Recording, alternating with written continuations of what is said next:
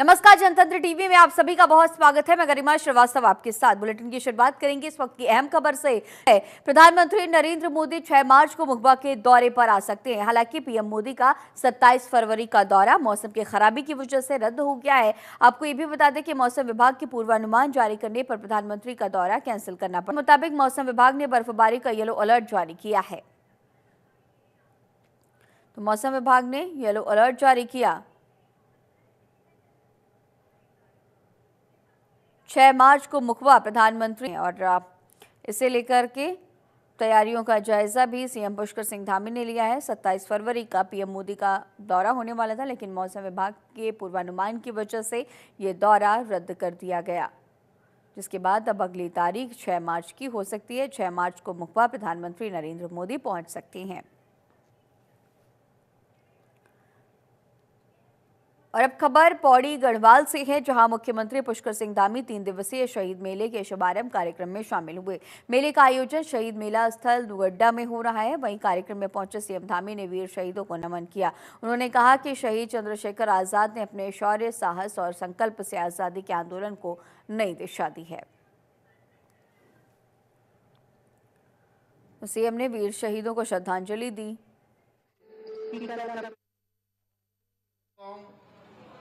मैं इस अवसर पर दुगड्डा की इस वीर भूमि को दोनों हाथ जोड़कर नमन करते हुए दुगड्डा के वीर सपूत महान क्रांतिकारी भवानी सिंह रावत जी को भी अपनी श्रद्धांजलि अर्पित करता हूं। मेरा सौभाग्य है कि मुझे इस ऐतिहासिक मेले के शुभारंभ अवसर पर आप सभी के बीच आने का शुभ अवसर प्राप्त हो रहा है। और सच में आज मैं पहले से निर्धारित कार्यक्रम होने के कारण से काफी सारी दिन भर की व्यस्तता थी, लेकिन जैसे ही मुझे आपकी विधायक रेणु जी ने मुझे कहा कि यह मेला भवानी सिंह रावत जी और चंद्रशेखर आजाद जी की स्मृति में लगता है, इस मेले अवश्य आना चाहिए, तो सच में मैंने भी एक मिनट नहीं सोचा। मैंने सोचा कि चाहे कितनी भी व्यस्तता क्यों न हो, लेकिन मैं ऐसे अवसर को खोना नहीं चाहता था कि ऐसे वीर बलिदान को जहां पर मुझे भावांजलि और श्रद्धांजलि देने का अवसर प्राप्त हो रहा हो। भाइयों बहनों, चंद्रशेखर आजाद जी ने अपने शौर्य, साहस और संकल्प से भारत के स्वतंत्रता संग्राम को एक नई दिशा देने का काम किया। अनेक उन्होंने कठिन संघर्ष किया, कठिन तपस्या करी। लगातार देश को आजाद कराने के लिए उन्होंने अपना सर्वस्व लगाया। उन्होंने मां भारती की स्वाधीनता के इसको समर्पित करके हरिद्वार के औद्योगिक क्षेत्र में 194 करोड़ रुपए की लागत से फ्लैटेड फैक्ट्री का निर्माण हो रहा है। सीएम धामी ने इससे लेकर खुशी जाहिर की। उन्होंने एक्स पर पोस्ट करते हुए लिखा कि ये उत्तराखंड को सशक्त और आत्मनिर्भर बनाने की दिशा में एक और बड़ा कदम है। हरिद्वार के औद्योगिक क्षेत्र में 194 करोड़ की लागत से फ्लैटेड फैक्ट्री का निर्माण किया जा रहा है, जो राज्य में उद्योगों के विकास को गति देगा, साथ ही नए रोजगार के अवसर सृजित करेगा। हमारी डबल इंजन सरकार के प्रयासों से उत्तराखंड औद्योगिक प्रगति की ऊंचाइयों की ओर बढ़ रहा है। फ्लैटेड फैक्ट्री निर्माण पर सीएम ने खुशी जताई है। अपने सोशल मीडिया प्लेटफॉर्म के जरिए सीएम ने तमाम बातें भी कहीं। सीएम ने एक्स पर पोस्ट किया है और कहा कि सशक्त और आत्मनिर्भर उत्तराखंड इससे बनता हुआ देखा जाएगा। तो फ्लैटेड फैक्ट्री का निर्माण किया जा रहा है।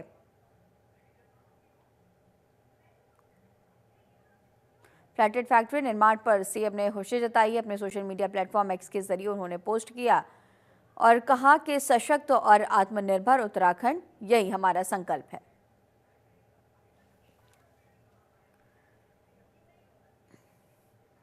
और अब खबर देहरादून से है, जहां राजभवन में उत्तराखंड राज्य आपदा प्रबंधन प्राधिकरण द्वारा श्री केदारनाथ क्षेत्र के कार्यों से संबंधित कॉफी टेबल बुक का विमोचन किया गया। इस दौरान सीएम धामी ने कहा कि प्रदेश में आपदा प्रबंधन विभाग लगातार बेहतर काम कर रहा है। उन्होंने ये भी कहा कि आने वाले समय में इस विभाग में एआई के इस्तेमाल की जरूरत पर जोर दिया जाना चाहिए।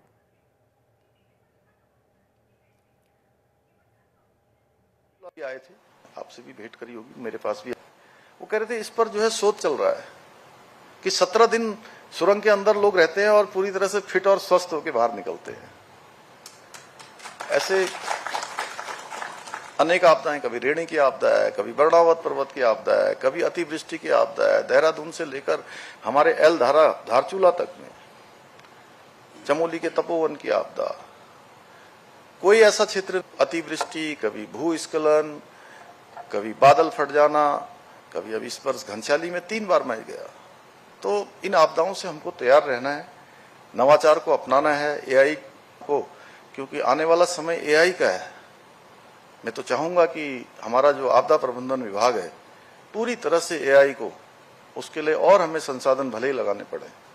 हम आपदाओं को रोक नहीं सकते, लेकिन आप मिनिमाइज कर सकते हैं, उनके प्रभाव को कम कर सकते हैं। तो इस दिशा में अभी बहुत हमने ये शुरुआत की है। मैं आदरणीय राज्यपाल महोदय का धन्यवाद करता हूं, उन्होंने हमें इस दिशा में मार्गदर्शन दिया है, हमको प्रेरित किया है। आए थे प्रधानमंत्री नरेंद्र मोदी ने पीएम किसान सम्मान निधि योजना की 19वीं किश्त जारी की है। इसे लेकर कृषि मंत्री गणेश जोशी ने पीएम मोदी का आभार जताया।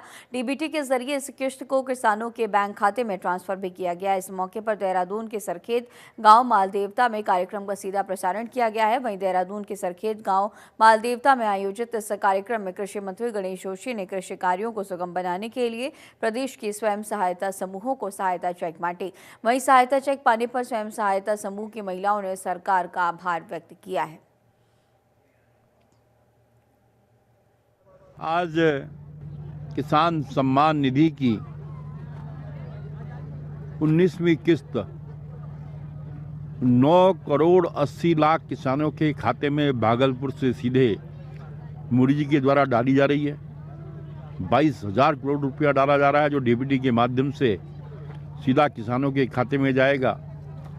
वहीं उत्तराखंड के 8,21,097 किसानों को 181 करोड़ रुपया उनके खाते में सीधा इस योजना। मतलब मोदी जी की तरफ से हमें कृषि यंत्र मिले हैं, जिनसे कि हमें कार्य करने में, अपने कृषि कार्य करने में बहुत सारी सुविधाएं मिल रही है। और हमें वहाँ से आटा चक्की, ट्रैक्टर, ये सारी सुविधाएं मिलती है। मतलब मोदी जी की तरफ से हमें कृषि यंत्र। उत्तराखंड के संसदीय कार्य मंत्री प्रेमचंद अग्रवाल के बयान के बाद प्रदेश में उनका विरोध लगातार जारी है। कांग्रेस के वरिष्ठ नेता और पूर्व प्रदेश अध्यक्ष प्रीतम सिंह ने कहा कि जब तक प्रेमचंद अग्रवाल संसदीय कार्य मंत्री रहेंगे तब तक वो कार्य मंत्रणा समिति की बैठक में शामिल नहीं होंगे। प्रेमचंद अग्रवाल को अगर नहीं हटाया जाता है तो कार्य मंत्रणा समिति से भी इस्तीफा दे देंगे। उन्होंने तो हरिद्वार में भी गंगा के तट पर जो है गंगा माँ का स्मरण किया और कहा कि मेरे ऊपर जो आरोप लग रहे हैं इसको गंगा मैया देखे। अब मैं क्या कहूँ, अभी आपने एक पिक्चर भी देखी होगी कि गंगा माँ जो है पापियों के पाप धोते धोते मैली हो गई है। देखिए ना, तो अब आप अंदाजा लगा सकते हैं कि पाप करो और गंगा मैया में डुबकी लगा करके आप क्या समझते हैं कि आपके पाप समाप्त हो जाएंगे? ये समाप्त होने वाले नहीं है। आपको अपना आचरण, आपका अपना।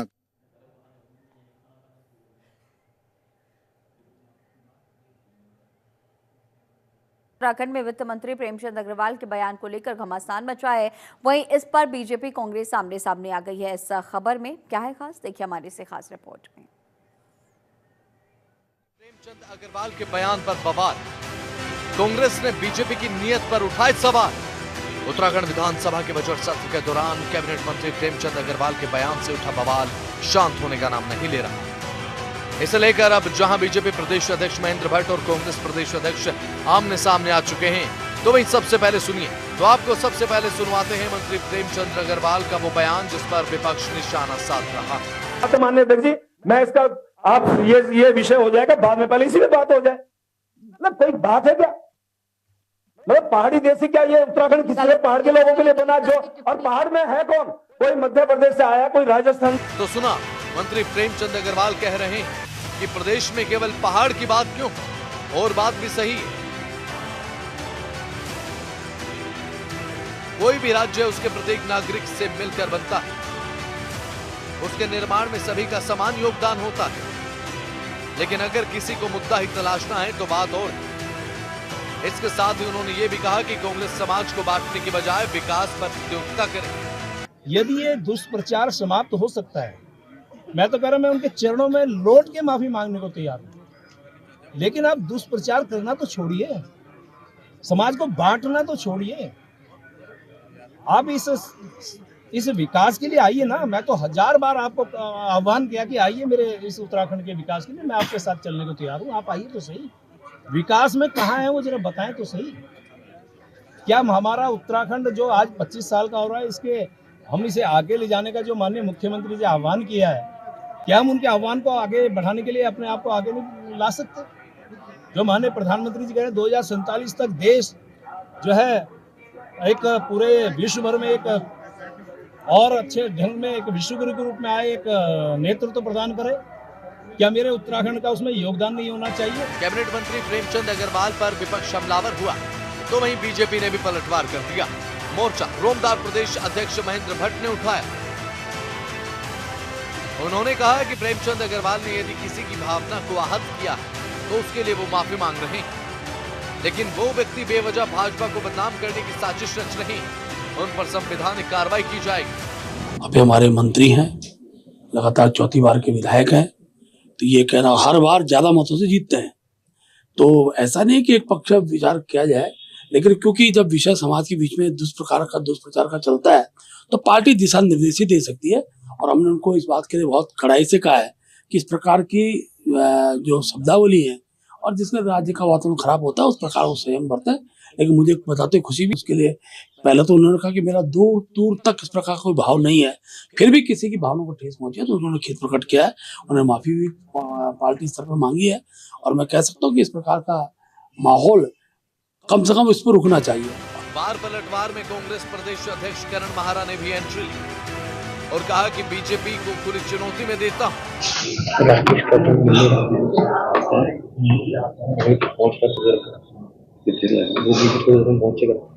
मंत्री प्रेमचंद अग्रवाल का बयान राज्य के हर नागरिक के विकास से जुड़ा, लेकिन विपक्ष इसमें सियासत की जमीन खोजने में लगा। तराई का है, चाहे वो भाबर का है, चाहे वो पर्वतीय मूल का है, वो हमारे परिवार का सदस्य। अगर किसी का भी अपमान इस राज्य में भारतीय जनता पार्टी के कार्यकर्ता और मंत्री करेंगे तो कांग्रेस पूरी ताकत से इस लड़ाई को लड़ेगी और बिना डरे लड़ेगी। अरे तुम हो ही अंग्रेजों के चेले, अंग्रेजों ने जो किया वही तुम कर रहे हो, है ना। आप धमकी भी देंगे, गालियां भी देंगे और हम ही को धमकी भी देंगे। करिए महेंद्र भट्ट कितनी ताकत है, मैं देखता हूँ। सबसे पहले करण मेहरा को गिरफ्तार करें, देखता हूँ क्या करते। अब फैसला जनता को करना, क्योंकि लोकतंत्र में सबसे बड़ा फैसला जनता का ही होता। स्पेशल डेस्क, जनतंत्र टीवी।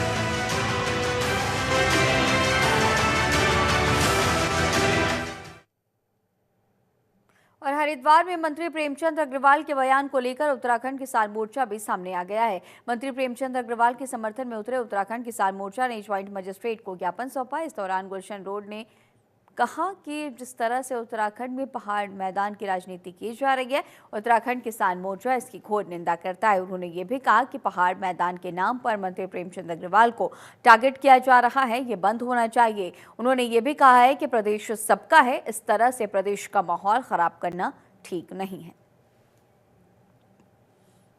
आज उत्तराखंड किसान मोर्चे के द्वारा ज्वाइंट मजिस्ट्रेट रुड़की के माध्यम से माननीय मुख्यमंत्री महोदय को एक ज्ञापन दिया गया, जिसमें जिस तरीके से विधानसभा में मंत्री प्रेमचंद अग्रवाल के मामले को लेकर जिस तरीके से पहाड़ मैदान की राजनीति कर प्रदेश का माहौल एक खराब करने का प्रयास किया जा रहा है, तो हम इस प्रकरण की घोर निंदा करते हैं। इस तरीके से अपनी राजनीति चमकाने के लिए इस प्रदेश का माहौल खराब जो लोग करना चाह रहे हैं, जिस तरीके से पहाड़ मैदान की बात यहाँ की जा रही है, प्रदेश सबका है और एक बहुत अच्छा माहौल प्रदेश में है। इस अपने स्वार्थ के लिए, निजी स्वार्थ के लिए कुछ लोग जो माहौल खराब करने का प्रयास किया जा रहा है, हम माननीय मुख्यमंत्री से इस पर उत्तराखंड सरकार से मांग करते हैं, इस लोगों के खिलाफ कार्रवाई करी जा, इनके इस प्रकरण को रोका जाए। जिस तरीके से टारगेट एक मंत्री को किया जा रहा है केवल पहाड़ मैदान के नाम पर, ये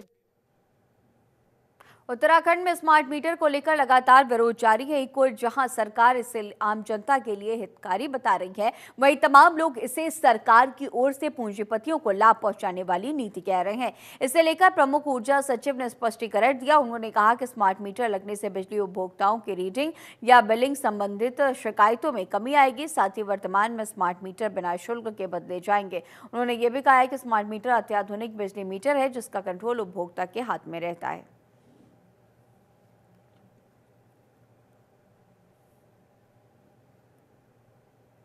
रेटिंग बिलिंग जैसे शिकायतों में कमी आएगी, ऐसा उन्होंने कहा है। वर्तमान में हम लोग पोस्ट पेड का ही व्यवस्था चला रहे हैं और भारत सरकार से भी इस बात का इंडिकेशन मिला है कि अभी आप पोस्ट पेड ही इसको चलाए हैं। और केवल उत्तराखंड नहीं है, जो अन्य प्रदेश जो लगा रहे हैं वहां पर भी पोस्ट पेड व्यवस्था में ही अभी चला रहे हैं। प्रीपेड अगर भविष्य में और उत्तराखंड के इस खास बुलेटिन में फिलहाल इतना ही। खबरों का सिलसिला लगातार जारी रहेगा। बने रहिए जनतंत्र टीवी के साथ। नमस्कार।